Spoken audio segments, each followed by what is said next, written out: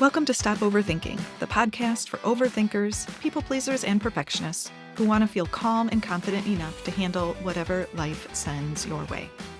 I'm your host, Kristen Odegaard, a women's life and mindset coach, lifelong educator, and recovering perfectionist.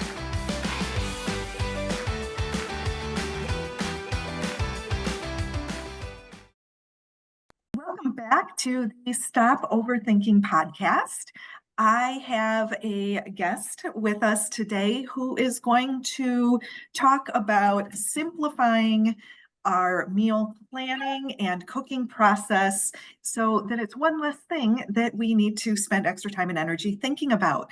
So Kathy Davis is here with us today, and I'm going to let her introduce herself and tell you what she does, and then we're going to talk about less stress in the kitchen. Oh, I love it. I love that topic. Less stress in the kitchen. Hi, everybody. Thanks, Kristen, for having me. My name's Kathy Davis. I'm a plant-based lifestyle and mindset coach, meal plan expert, and 3-time cookbook author. And I help people eat more plants using a meal planning technique. I created a meal planning framework. I've been meal planning for over 7 years, and I have some nuances to make it easy and help build your confidence and comfort and order in the kitchen. So I'm excited for this conversation. So I know many of you listeners may not be into plant-based, or that isn't your priority. And I encourage you to keep listening, because I think Kathy's framework is still going to be really helpful for us as we talk about that less stress in the kitchen. And we'll also talk about, if you are interested in incorporating more plants into your diet, or maybe a meatless meal or something like that, where to get started. So let's start, Kathy. We know that planning dinners especially can be really tiring. It's the end of the day. Our time and energy has maybe been used up with everything else. We may not have a whole lot of motivation, even if we have some goals of things that we want to eat or don't want to eat. And so where do you have clients start with this process to make it easier and more approachable? I love this question because you actually even talked about it in your intro to the question. I always have my clients start with their goals. How do you want to eat? What do you want to eat? Do you want to incorporate a meatless Monday? Do you want to incorporate different beans? Do you want to incorporate a salad every day? We start with the goal. Maybe you're following macros and you want to have your meal plan aligned to macros. Maybe you're following a specific way of eating, vegan, vegetarian, keto, one of those. And so you have these parameters that you want to meal plan in alignment with. So I have my clients start with their goal. That's the first thing we write on their paper. And with that, it's the driving force. So whenever you're looking at a day, you're running the day's plan, those meals, those ideas through this goal. Does this takeout fit my goal? Does this pizza recipe fit my goal? Do these tacos fit my goal? And so that's where we start. Perfect. And I love that, because I talk a lot on the podcast about being intentional and with the different ways that we live, whether it's making decisions or having conversations with people. And so this is just another way to be intentional with what you, and looking forward to just this conversation. Anything that we can simplify, and if people can take, one or two takeaways from it, that is great. Know that you have a 4-step framework that you talk about. Tell us a little bit more about your framework. Absolutely. So the framework really, it encompasses in that first part, inspiration. One of the biggest mistakes that I see people make, and especially those of us who might want things to be perfect and we want to do what everybody else is doing. So we want to try all the new recipes and we want to try this new cookbook. And so one of the biggest mistakes I see people make is that when they sit down to meal plan, they clear off the kitchen table and they get their meal planning template or book or whiteboard that they bought and every cookbook they own. And they start with that first cookbook, that one that they saw on Instagram that they had to buy, and they start at the beginning. And every cookbook starts with breakfast. And you even mentioned it in your intro. Dinners is probably a harder time. I'm not saying that breakfast can't be challenging when people are going all over the place and getting the day started, and maybe lunches need to be packed. But oftentimes we're so tired at the end of the day, we a dinner plan would make a lot of sense, and is a great place to start. So what I teach as the first piece of the framework is to gather inspiration through life. You're on Instagram and carpool line and you see a recipe, you jot it down, you add it to your notes. You are driving down the highway and you see a billboard for burgers or nachos and you think, "Oh, nachos, that would be fun. We're filming this right before the Super Bowl. That would be fun. I'll make that for the Super Bowl," or any other special event or occasion or something that you would where inspiration would come. So you gather all these inspirations.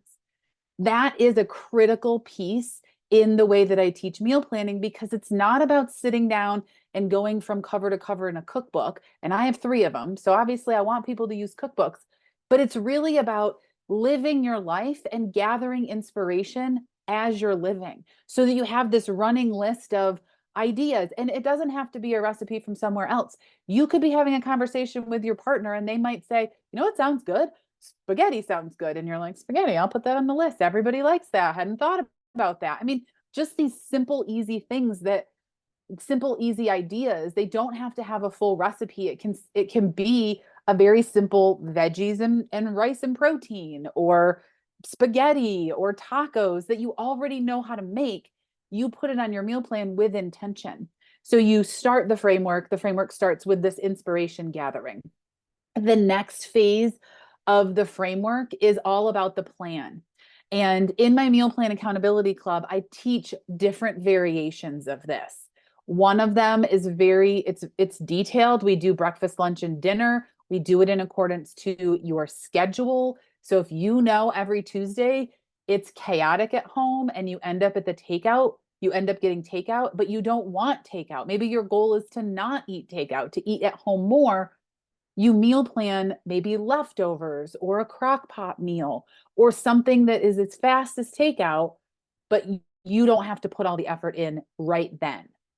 And so that's the second part. We really take into consideration the inspirations that you have, and then we pull that all together with your goals, your schedule. We plan. I encourage my clients to bring their calendar for the week that they're planning or the days that they're planning if they're only doing half a week, because some people only plan 3 or 4 days, and then, as the week goes on, they kind of fill it in. And so then step 3 in the framework is carrying out the plan. This is the execution.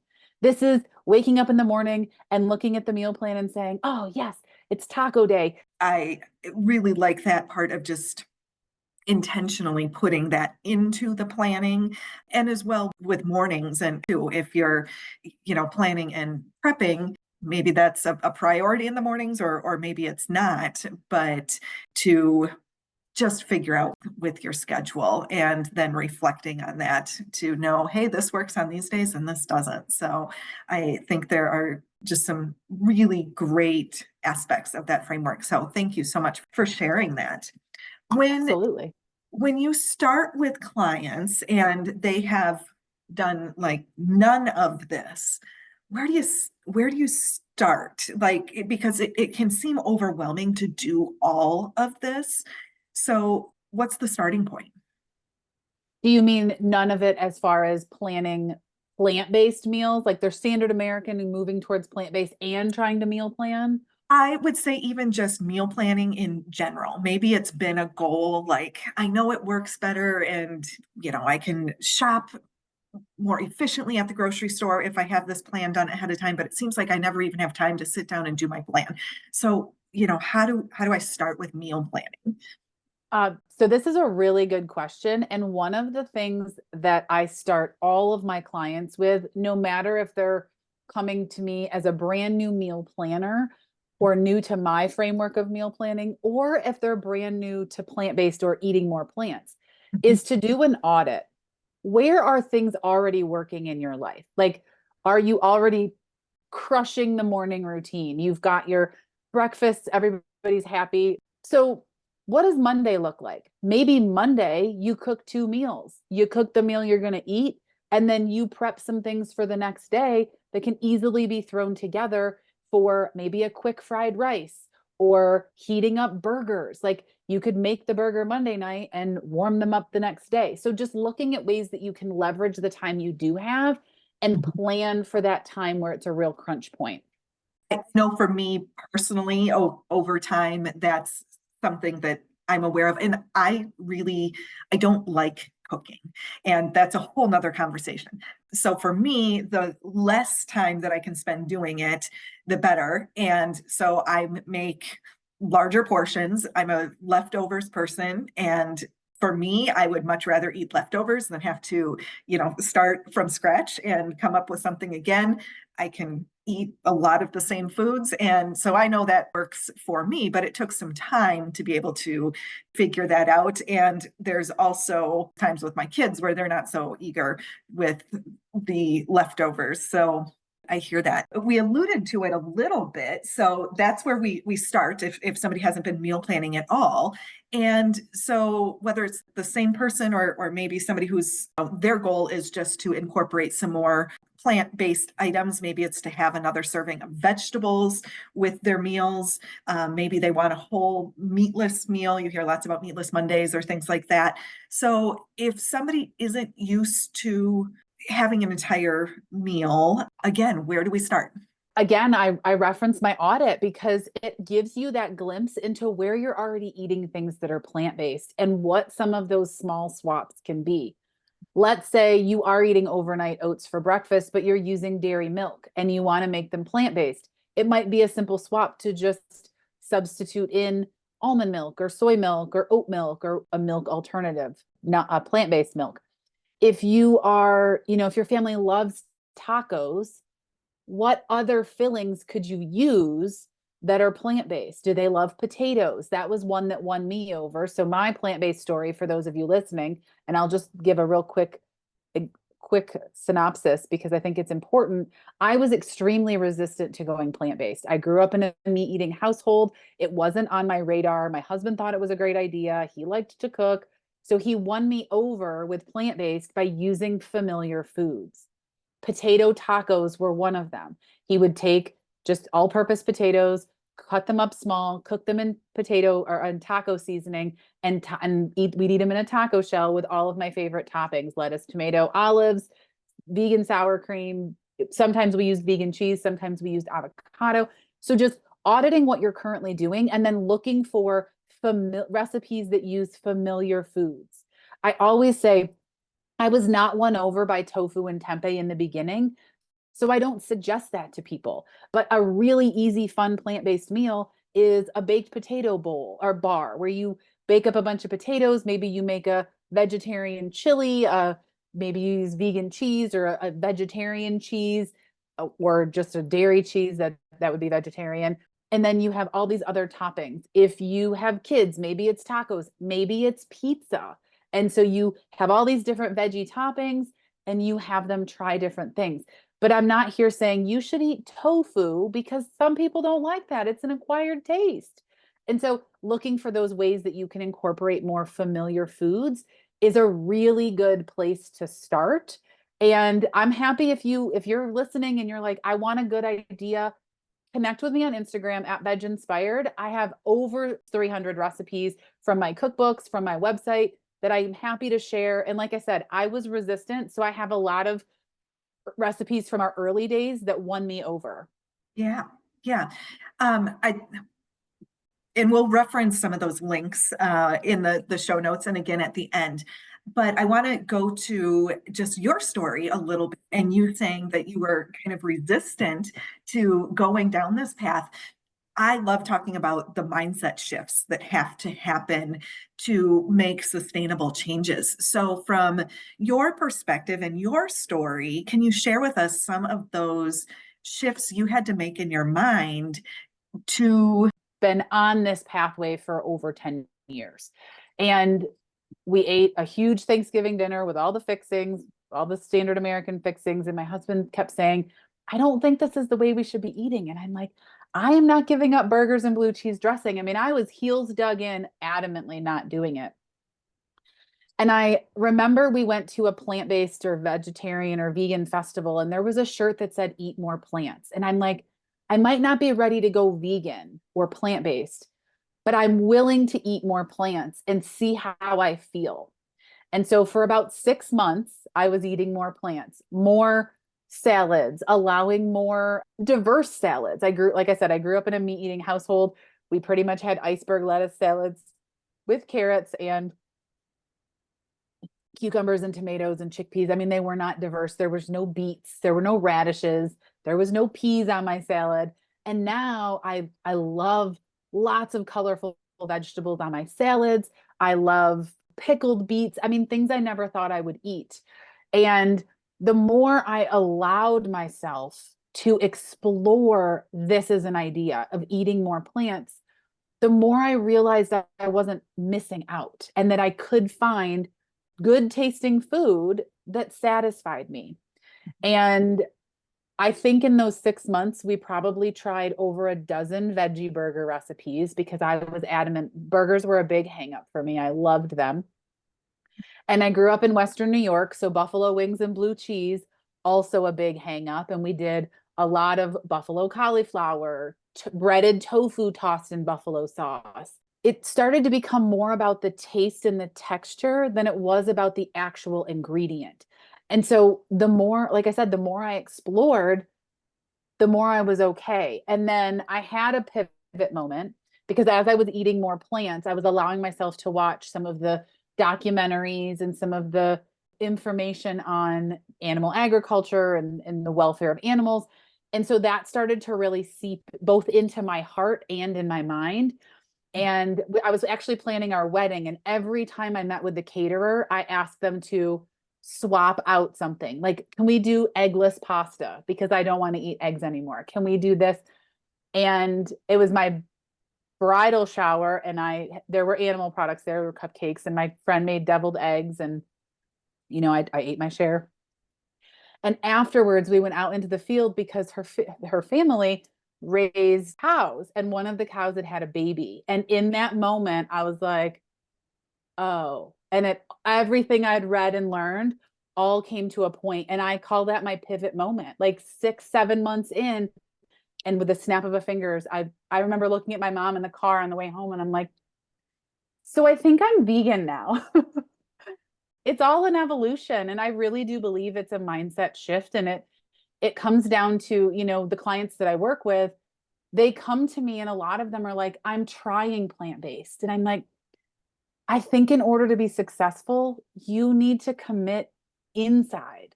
Like it needs to be a full mind and body commitment. Because if you keep saying you're trying it, then you're going to keep just trying it. But if you're like, I'm in it, right? The pivot moment. So if you're listening and you're thinking, I'm all in for Meatless Monday, like I'm willing to try that, or I'm all in for Eat More Plants and Eat More Plants mindset, where I'm, looking at my meal and saying, how can I add that extra scoop of vegetables? How can I have a salad before every meal? Can I substitute chicken stock for veggie broth just to up the veggie content in my recipes, right? Like just those little swaps can be helpful when you're making this transition or when you're in this Eat More Plants phase of life. Yes, and I love that too, because I think for so many people, it's all or nothing, and there is merit to doing that. But if there is that subconscious resistance, then it just seems like, it's not working and I'm done. And so for those who, again, trying can only work for so long, but you can also gonna add a veggie to every meal, or that I'm going to make sure that I have 5 servings of fruits and vegetables every day, or whatever it is, and committing to that one step at a time to be able to get to the point where you can say, I'm all in. And that can be helpful than this, I have to do it all or nothing, especially if it's not just you in your household, whether it's a partner or kids or other people, because their resistance or acceptance is going to be part of how it all goes down too. Absolutely. Environment is so critical to the way our mindsets are able to shift and the way the environment and that support.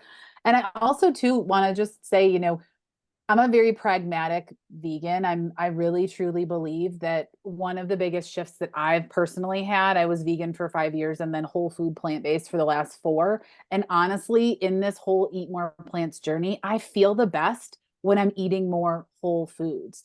So if you're sitting here and you're like, I don't even know where to switch in vegetables, look at where you might be eating processed foods. Is your hand in the goldfish bag? Could it be grabbing a mandarin orange or carrots and celery and hummus or granola or trail mix, like where you can actually see the ingredients versus the processed foods? Because to me, that shift made me feel so much better and was a lot more attainable because those foods are readily available. I don't have to go to a special grocery store to buy oranges and apples and carrots and celery and hummus. I can just go to any grocery store and buy those things. I don't have to look for the vegan option. And so that made this way of eating a lot more sustainable. I don't know if we're going to touch on it, but I do travel the United States full time in an RV. And so I don't have access to the same grocery store. I don't always have access to the Whole Foods and the Trader Joe's with all their vegan labeled things. And so eating more whole foods, all the grocery stores have apples. All of them have carrots. I mean, many of them have organic carrots, which is even better. My husband and I live on 5-pound bags of carrots and hummus, Mary's crackers and hummus, like minimally processed foods. And so if you're sitting here thinking, I don't know where to switch this in, don't necessarily think it has to be this massive shift with your dinner. Just look at the things that you're eating throughout the day. Can you sub in a fruit or vegetable as a snack instead of a processed snack? Can you grab a more whole food option like oatmeal or whole grain toast with avocado versus white toast and butter, Right. or something like that? Like just looking at different alternatives. Yeah, I think those little steps can be so helpful. I know for me personally, I've found rice cauliflower is like my best friend because I can put it into most anything, and because it's small, I don't mind the taste. And so it's just an easy, if I'm making an omelet, I can throw it in. If it's something in the crock pot, most of the time I can dump it in, soups, whatever. I buy great big bags of it frozen and already done so that I don't have to mess with it. One thing, like for me, because I have been making an effort to do more plants, and that's just been a simple add in that I've put where, does a recipe call for cauliflower? No, but I'm like, it can be in there. It's fine. It's So, the same thing with greens and or like spinach or shredded yes. kale. You can throw spinach, finely shredded kale, or even finely shredded cabbage into soups. You can throw a handful of spinach or 2 handfuls of spinach, because once you add stuff to it, it wilts down to a very small amount, Mhm. to the bottom of maybe a burrito bowl, and Mhm. reheat your rice with the spinach in there, and you don't even know it's there. And I actually know people who put riced cauliflower in their oatmeal, like their warm oatmeal, in their smoothies. One of the questions I get a lot, and this is just like a bonus tip for those of you listening, is how do I feel about protein powder? I get that question all the time. Yeah. And I'm very whole food focused, so I look for the whole food options. There are whole food Mhm. protein powders out there that you can buy that are already done, but you can also throw a couple of tablespoons of beans. You can throw a couple of tablespoons of hemp seeds or chia seeds or any of those higher protein seeds into your smoothies. You can use a higher protein plant milk, so something like a pea based milk or soy milk that can increase the protein.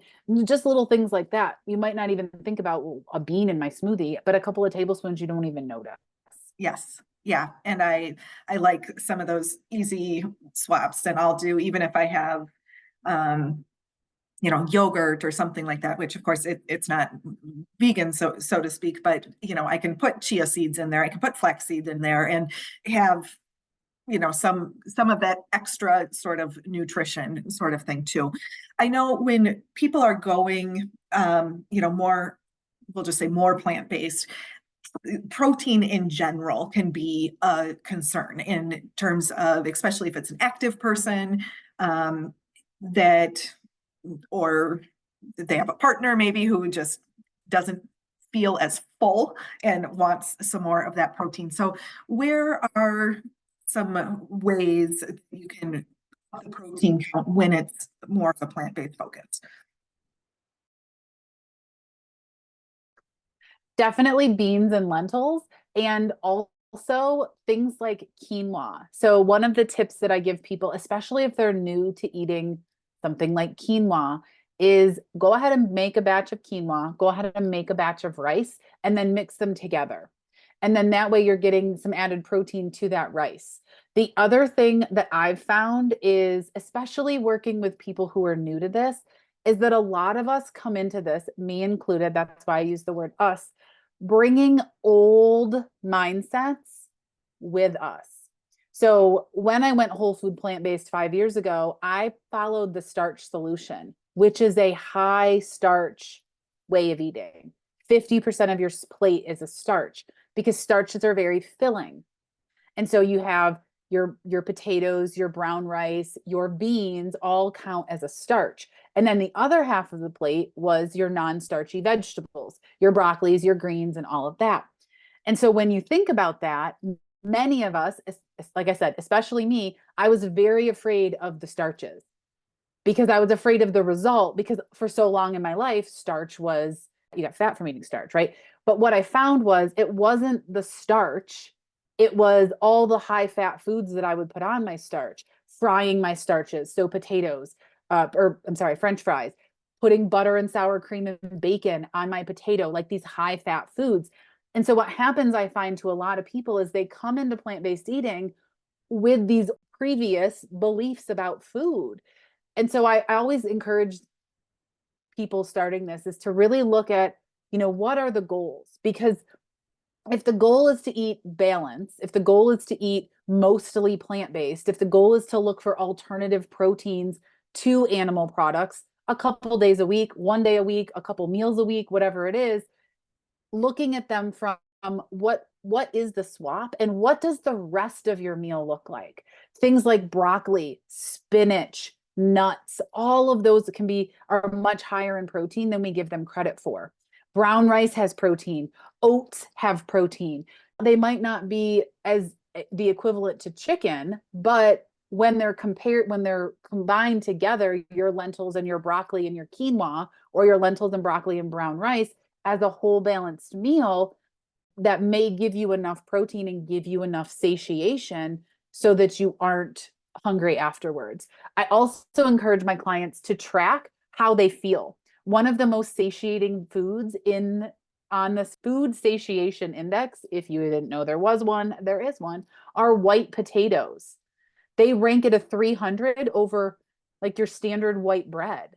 So when you're thinking about that, can you chop up a couple potatoes and throw them in a bean soup? Can you serve a baked potato with your meal?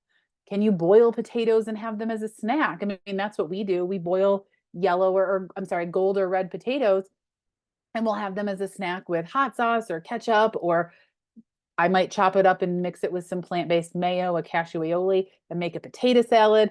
Just ways to incorporate more of these heartier foods. Yeah, that mindset piece is so important. And I know I've been kind of in the fitness industry for a couple of decades too. And so when you see people who are counting macros, or you get the whole low carb sort of thing, and I'm in my 40s, so there were periods of time, right, where it's just, carbs were bad or fats were bad. And so we get these mindsets that we're stuck in about certain foods being good or bad. And there's lots of processed crap out there that most people could, maybe it tastes good, but it's probably not good for you. And we could probably all agree on that. But when it comes to whole foods, and potatoes, I think, are one of those where it has gotten a really bad rap of being high carb, or, something that we want to avoid. And even with beans, or some of those that have just been not as well accepted sometimes, depending on what, and just because it was something that you adopted 10 years ago, 5 years ago, whatever, or it was the way that you grew up, that you had to clean your plate or, have a meat protein with certain veggies on the sides. But it doesn't mean that you have to continue that way, or even that it's true or that works for your body right now. And that's a lot of the coaching that I do too. Like, okay, that worked for you at one point, and do you want to stay with it? Because you don't have to. Like, it's not the ultimate truth.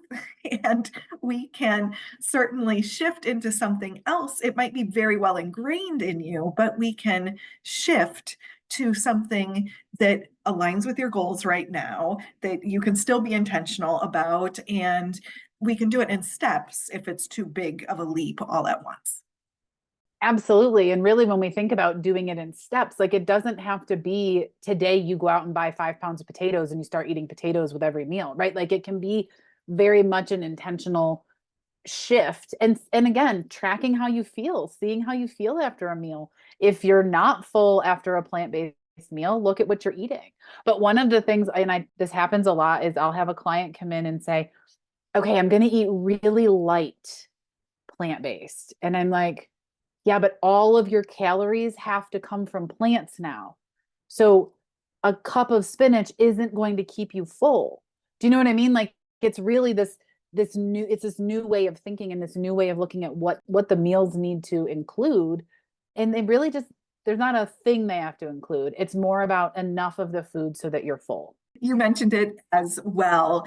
And out of curiosity, so you live in an RV full time, which can just be fascinating for folks. And so you're cooking and planning and doing this in a smaller kitchen than maybe lots of these listeners are. So it certainly is possible. But also, where are you right now? And where's your favorite place? And the other fun fact is we travel with 2 cats. So yeah, so we're hoping that our new cat will become a hiking cat, but not Oh, at the parks because you can't take pets into the right. parks, but at the other trails. So we're Okay. hoping. And how often do you guys stay in one place? It's kind of varied. We really like month-long stays because we both work. My husband works for a company and then I run my own businesses. So we both work during the week and we like to explore on the weekends. So we'll typically stay somewhere for a month. We'll be in Big Bend for a month. Then we have a couple of stops. Then we'll be in New Mexico for a month. Then we have a couple of stops. Then we'll be in Colorado for a month. And then moving from Colorado back east, because we typically spend most of our time on the East Coast, we're actually moving weekly, which will be a new adventure, a new grocery store every week. And so I always say to people, like, when you walk into your grocery store, just take a deep breath and give thanks that you go into the same grocery store. But if you have habits in your grocery store that you want to break, go to a new grocery store because you can't find any of the things that you usually buy. So you just buy what's on your list. For sure. Yes. Well, thank you for those anecdotes because that's fascinating to me and a different lifestyle, but also that you can plan and eat well regardless of where you're at and what your lifestyle may look like. So, where can people find you if they want to learn more about plant-based eating or meal planning and share all your links? Sure. So I already mentioned VegInspired on Instagram. I manage my own Instagram. So you're talking to me. So if you have questions, feel free to direct them right there. And if you are interested in learning more about what I do, veginspired.com. But I also wanted to gift you something to start with. So one of the things that we use in the Meal Plan Accountability Club and what I use with my clients is a meal planning template. Now, I don't believe in planning for you because I feel like it takes your personality, your preferences, and your goals and your time away from you. So I'm gifting you all a meal plan template. You can find it at veginspired.com/meal plan template. So it's veginspired.com/meal plan template. You can download it and then come back to this episode and listen to it again. And when I walk through the framework, start to gather those inspirations that you have. Start to look at the template and you'll see where you can put those inspirations right on it. You'll see that you have room to add in the calendar things that are on your calendar. and then go through the planning process through what we've talked about today, and let me know on Instagram how it goes. Fabulous. And I will link that again in the show notes as well, and tag you on Instagram for these posts. So thank you so much, Kathy. Is there anything that you want to close with? First of all, thank you so much for having me. But the other thing I wanted to close with, and I love that this kind of came up, is start seeing yourself as a meal planner. Shift your mindset into being someone who plans your meals, because you likely plan your vacations. You might even be somebody who plans the errands that you run. I'm going to stop here, and then I'm going to stop here, and then I'm going to stop here. So let that bleed over into planning the meals with intention so that you can actually eat the foods that you want to eat. So I'm going to leave you with that. Shift your mindset into being a meal planner, and let me know on Instagram how it's going. I'm so excited. Well, thank you so much.